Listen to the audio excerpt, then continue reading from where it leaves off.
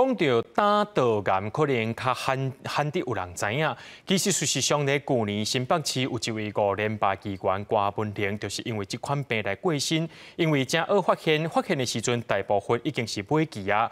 这胆道癌也互人叫做是稳重的癌王。加在今年卫福部核准通用免疫疗法来治疗，病人存活时间会当搁再延长，听效更较好的治疗机会。睡觉的地方都有点黄黄的，我当时都不知道那个是什么东西，只是觉得奇怪。我每天都洗澡，怎么会黄黄？57岁老先生高当前感觉胃肠食袂落去，就是胃无爽快，等甲皮肤目睭黄去检查，才发现家己是肝内的胆道癌。根据卫福部的癌症登记年报，60岁以上得胆道癌的人较侪，肿瘤10公分以上才有镜头。要7成的人发现的时已经是尾期，嘛有人甲号做稳重的癌王。它的症状也很像肝、像胃、像十二指肠，在台湾都会被怀疑在这个是像肝癌一样哦。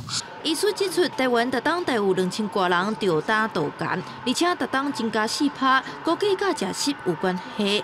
过去真侪人较诊的时已经扩散，甚至袂当手术，加上药物选择少，存活率真恶超过1档。加在今年卫福部核准通用免疫疗法来医这种病。那么，因为免疫治疗的好处就是，一方面它可以加强它的缩小的机会，第二呢，它会让有效控制的病人可以让时间拉得更久。